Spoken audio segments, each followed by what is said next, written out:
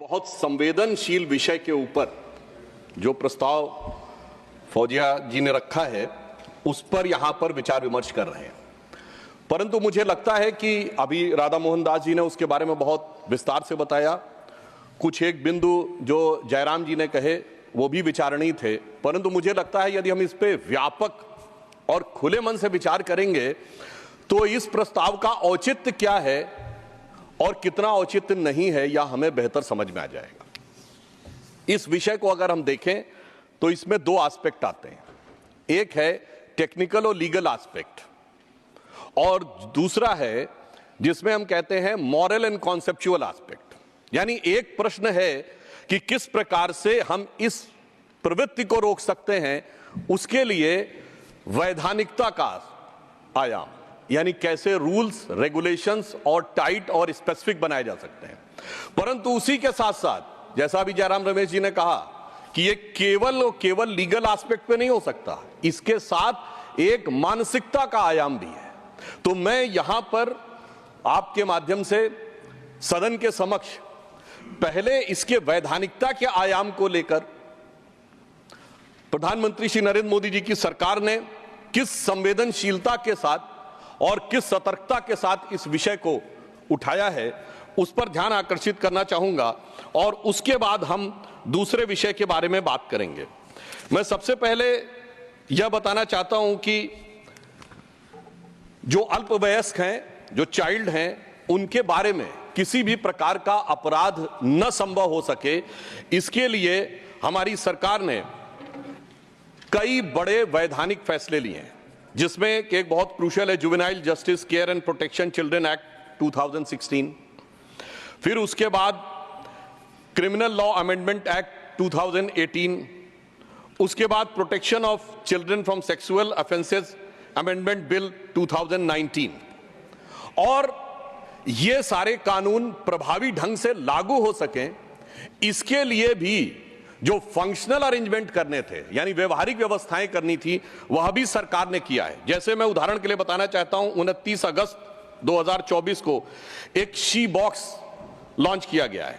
This is an IT platform streamline the process of addressing the complaints of sexual harassment and also of the sexual harassment of the women at the working place. इसके साथ साथ एक helpline की व्यवस्था भी सरकार ने की। एक इंटीग्रेटेड चाइल्ड हेल्पलाइन है जो 669 डिस्ट्रिक्ट्स में 669 डिस्ट्रिक्ट्स में ऑपरेशनल है और लगभग सभी यूनियन टेरिटरीज और IT को इसमें हमारी यूनियन टेरिटरीज और स्टेट्स को कवर करके रखा हुआ है। इसके साथ साथ जो मैंने कहा कि वैधानिकता के साथ मानसिकता से लड़ना भी एक चुनौती है, इसके लिए मंत्रालय ने, माननीय मंत्री महोदय यहां पर उपस्थित हैं, मंत्रालय ने एक कैंपेन चलाया है that is child marriage free India. क्योंकि जब हम बात करते हैं किसी भी प्रकार के सेक्सुअल अब्यूज की चाइल्ड की, तो उसमें हम ये नहीं कह सकते कि हम कोई ऐसा एक लीगल कवर प्रोवाइड कर देंगे कि जिसकी वजह से हम कह सकते हैं कि साहब यह प्रक्रिया तो एक मैरिज का पार्ट हो गई, तो इस कारण से इसकी आवश्यकता नहीं है। अब मैं यह बताना चाहता हूं कि किस प्रकार से हमारी सरकार ने आने के बाद जो प्रयास किए हैं, उसमें सबसे पहले जो पास्को एक्ट अमेंडमेंट की बात कही गई, ये एक्ट 2012 में UPA की सरकार लाई, परंतु मोदी जी की सरकार ने आने के बाद यह आवश्यकता महसूस की कि बदलते वातावरण में इसको और कठोर और प्रभावी बनाने की आवश्यकता है। इसीलिए सरकार ने, जिसके विषय में राधा मोहन जी ने अभी बताया भी, कि सेक्शन 2, 4, 5, 6, 9, 14, 15, 34, 42, 45 इन एक्ट्स में संशोधन किया, इनको और प्रभावी बनाया ताकि इनके द्वारा सजा भी कड़ी की जा सके और डेथ पेनल्टी तक की बात इसमें की जा सके। सेक्शन 4 और 5 जो प्रपोज अमेंडमेंट था, उसमें इस सीमा तक भी दंड का प्रावधान किया गया है कि जिसके द्वारा जिन केसेस में बहुत दुर्दांत अपराध किया गया है वहां पर मृत्यु दंड का प्रावधान भी किया जाए। इसके अतिरिक्त सबसे बड़ी बात यह थी, सेक्शन 14 और section 15 of the POCSO act 2012 was also amended to address the menace of the child pornography। क्योंकि एक ऐसी चीज जिसका भी उल्लेख कर रहे थे अग्रवाल साहब ये एक ऐसी चीज है जिसने पिछले 12-15 वर्षों में ज्यादा भयानक और गंभीर रूप धारण किया है। महत्वपूर्ण बात यह थी कि इससे पूर्व का जो एक्ट था उसमें चाइल्ड पोर्नोग्राफी की कोई प्रॉपर डेफिनेशन नहीं थी। तो जब यह एक्ट आया तो हमारी सरकार ने उसकी एक प्रॉपर सटीक डेफिनेशन की ताकि उसको सही ढंग से डिफाइन किया जा सके और उसके द्वारा अपराध करने वाले किसी भी व्यक्ति को बचने का कोई रास्ता न मिल सके। तो जो डेफिनेशन की गई है वो मैं बताना चाहता हूं, any visual depiction of sexually explicit conduct involving a child which includes the photography, video, digital, even computer generated image is indistinguishable from the actual child. इसके साथ आगे उसमें ऐड किया गया additionally an image created, adapted, modified to depict a child would also be treated as child pornography। ये जो act में ये प्रावधान किया गया है सभापति महोदय, ये और भी प्रभावी बनाने के लिए था, क्योंकि आज हम आर्टिफिशियल इंटेलिजेंस के दौर में आ रहे हैं और बहुत सी ऐसी चीजें हैं कि किसी का भी चेहरा लगाकर किसी भी प्रकार की एक दूसरा किसी के बारे में एक छवि खराब करने और उसे मानसिक रूप से प्रताड़ित करने की व्यवस्था की जा सकती है।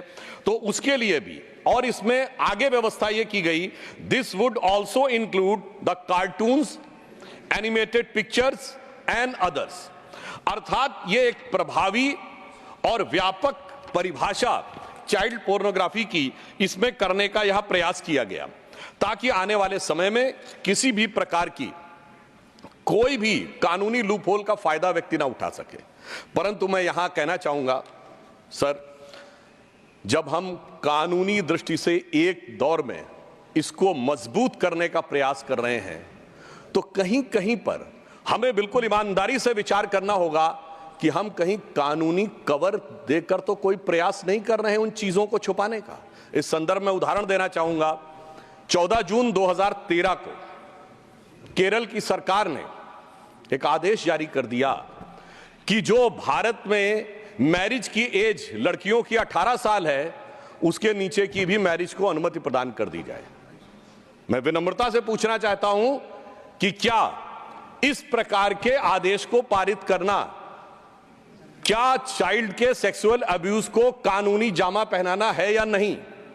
फिर भारी विरोध हुआ महोदय। उस समय यूडीएफ की सरकार थी, वर्तमान एलडीएफ की सरकार नहीं थी, मगर भारी विरोध हुआ। तो फिर 27 जून 2014 को उन्होंने अमेंडमेंट किया। और क्या अमेंडमेंट किया, मैं सभापति महोदय ध्यान में रखा, वो कहते हैं ये 28 जून 2014 से पहले के जो विवाह हैं उनको करेगा, आगे नहीं लागू होगा। मैं यहां कहना चाहूंगा ईमानदारी से इस पे विचार करिए। आप वोट बैंक के तुष्टीकरण के आधार के ऊपर चलते हुए अगर एक नजरिए से कानूनी जामा पहनाने का प्रयास करेंगे बच्चों के साथ होने वाले सेक्सुअल अब्यूज को, आप कहेंगे कि साहब मैंने इसको मैरिज का रूप दे दिया, तो यह सर्वथा गलत है। इसलिए मैं कहना चाहता हूं कि जब इस विषय पे विचार करना है तो ईमानदारी से विचार करना चाहिए। यहां मैं दूसरा उदाहरण देना चाहता हूं। हम सब जानते हैं हमारे यहां ऐसी तमाम समाचार आए जिसमें एक का मैं उदाहरण देना चाहूंगा। हैदराबाद में अनेक ऐसे उदाहरण हैं कि छोटी छोटी बच्चियों को विदेश से लोग आते हैं और टेक्निकली मैरिज करके प्रैक्टिकली उन्हें खरीद कर ले जाया जाता है सिर्फ सेक्सुअल अब्यूज करने के लिए। यह मैं घटना बताना चाहता हूं कि एक घटना है, ये भी 2013 की घटना है, 2014 की घटना है कि हैदराबाद में क्लास 8 की बच्ची है जिसका नाम है नूरजहां। वो स्कूल आती है, अचानक कुछ दिन के बाद वो आना बंद कर देती है। उसके साथी लोग पूछने का प्रयास करते हैं कि वो कहां गई, क्या हुआ, तो पता चलता है कि उसकी शादी कर दी गई है और शादी जिससे की गई है वो 65 साल के व्यक्ति हैं। अब सुनिए इसके बाद, परंतु मुझे इस बात के ऊपर let him complete then। ये ऑफिशियल केस है, ये ओपन हो चुका है, ठीक है। यदि इसमें सभापति जी यदि इस विषय पे आपत्ति है तो नाम को डिलीट कर दिया जाए, मुझे उस पर कोई आपत्ति नहीं। अब मैं सिर्फ ये कहना चाहता हूं, यदि ईमानदारी से दिल की इच्छा है इन चीजों से लड़ने की तो आइए और इसके खिलाफ भी आवाज उठाइए। फिर मैं दूसरा उदाहरण देना चाहता हूं।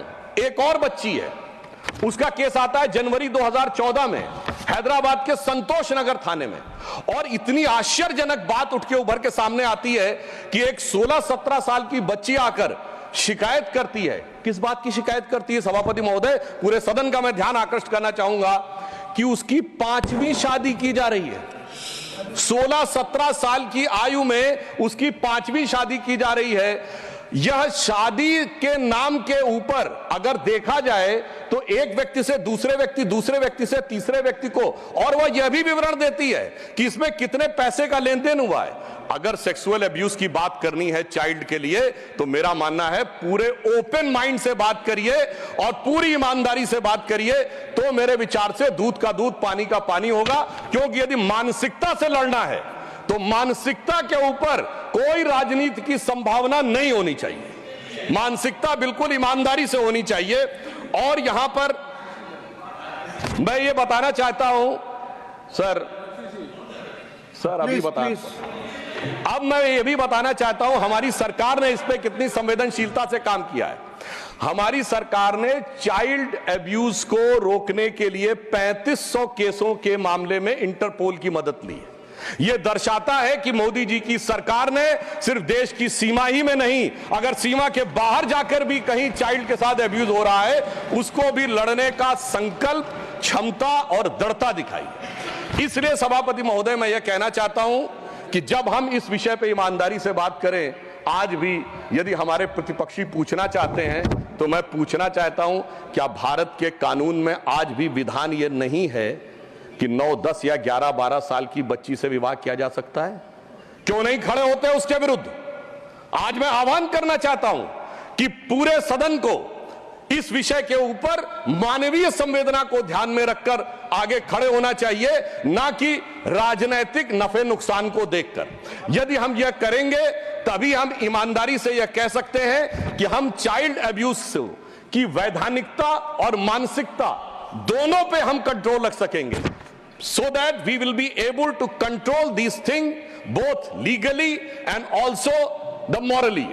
अब यहां पर मैं एक विषय और भी यह कहना चाहता हूं सभापति महोदय कि जिस प्रकार का विचार मैं मानसिकता को लेकर कहना चाहता हूं, 2014 में हमारी सरकार आई। आप याद करिए, उस समय हमारी सरकार ने एक निर्णय लिया था कि जो पोर्नोग्राफिक साइट्स हैं उनको ब्लॉक कर दिया जाए। मैं विनम्रता से कहना चाहता हूं, समाज का कौन सा सेक्शन था जो उठ के खड़ा हो गया था कि साहब ये अभिव्यक्ति की स्वतंत्रता के ऊपर हमला है और ये तो जिसको स्वतंत्रता हो वो देखना चाहिए। यह इसलिए जरूरी है कि इसी प्रकार की चीजें दिमागों में वो जहर भरती हैं। अगर आप क्रिमिनल डाटा रिकॉर्ड जाके देखें, जितने भी इन्वेस्टिगेशन के जो रिजल्ट्स अवेलेबल हैं, उनमें जिन लोगों ने सेक्सुअल अब्यूज बच्चों के साथ किया है, 2 चीजें उनमें जरूर पाई गई हैं सभापति महोदय। एक, वो नशे के आदी हैं, हैवी ड्रंकर्ड स्थिति। दूसरा, उनके फोन्स में पोर्नोग्राफिक क्लिप्स और वो सारी चीजें भारी मात्रा में पाई गई। तो मैं सिर्फ ये कहना चाहता हूं, यदि हमें मानसिकता से लड़ना है तो हम ये भी नहीं कह सकते कि साहब विशेष प्रकार की वेबसाइट्स देखना, अश्लील वेबसाइट्स देखना, तो ये तो व्यक्ति की स्वतंत्रता पर छोड़ दिया जाना चाहिए। ये अल्ट्रा इंडिविजुअलिज्म है, ये इंडिविजुअल फ्रीडम नहीं है, ये अल्ट्रा इंडिविजुअलिज्म है। और नशे जैसी चीज को तो एक व्यक्तिगत स्वतंत्रता मानना चाहिए और कहीं कहीं पर तो सोशल डिग्निटी दी जानी चाहिए। यदि हम इस मानसिकता के साथ चलेंगे तो मेरा मानना है कि हम कभी भी इस चुनौती का सही ढंग से सामना नहीं कर सकते। इसलिए मैं कहना चाहता हूं सभापति महोदय, एक समस्या यह भी आई है कि जब से जरूरत से ज्यादा ये ऑब्जेक्टिविज्म आ गया है। हम कोई विज्ञापन देखें, तमाम प्रकार की जो प्रस्तुतिकरण है वो देखें, तो उसमें हर चीज का ऑब्जेक्टिफिकेशन है। बच्चे का ऑब्जेक्टिफिकेशन है, वुमेन का ऑब्जेक्टिफिकेशन है, और उसको हम कहते हैं this is a expression, way of expression. यदि हम इस मानसिकता से लड़ना चाहेंगे तो यह सिर्फ राजनीतिक आधार पर संभव नहीं है। इसके लिए समाज को एकजुट होना पड़ेगा। और हमारी सरकार, सभापति महोदय, हमारी सरकार तो बच्चों के कल्याण के लिए संकल्पित होने का भाव तो अपने विचार और संस्कार लेके में आती है। क्योंकि हम तो वो हैं जिन्होंने श्री रामलला विराजमान को प्रतिष्ठित करने के लिए एड़ी चोटी का जोर लगा दिया। हम तो बालक में भगवान का स्वरूप देखते हैं। यदि आपकी मानसिकता भारतीय संस्कृति की उस मानसिकता से प्रेरित होगी जो बालक में भगवान का स्वरूप देखते, विषय में बोल रहा हूं सर, क्या आप बात कर रहे हैं? ओके डॉक्टर, सुनिए, देखिए मैं कितनी बात कह रहा हूं। सभापति महोदय, यहीं पर आप प्रत्यक्ष निर्णय पूरा देश कर सकता है कि जब तक ये बात होती रही कि चाइल्ड मैरिज जारी रहेगी 9, 10, 11, उस पर कोई आपत्ति नहीं। मैंने कहा बच्चे में भगवान देखो तो आपत्ति शुरू हो गई। बच्चे में भगवान देखने की जो मानसिकता है वो हमारी अपना विचार है।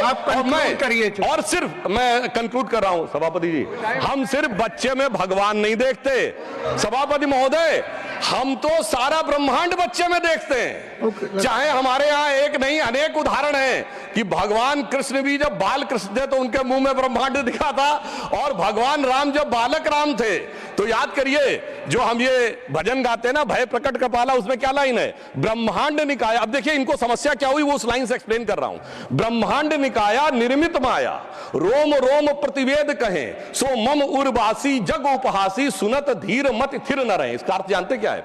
कि जो संपूर्ण ब्रह्मांड जिनके रोम रोम से बनते हैं वो हमारे, कौशल्या जी कह रही वो हमारे उर में आकर हमारे गर्भ में आप प्रवेश कर गए, ये बड़े बड़े बुद्धिमानों को समझ में नहीं आता है। सुनत धीर मत थिर न रहे, यानी उनकी बुद्धि स्थिर नहीं हो पाती है, वो व्यथित हो जाती है, वो विचलित हो जाती है। वही विचलन आज हमें अपोजिशन में देखना पड़ रहा है। तो मैं अंत में सिर्फ यह कहना चाहूंगा कि हम सबको इस विषय के ऊपर ईमानदारी से विचार करना चाहिए।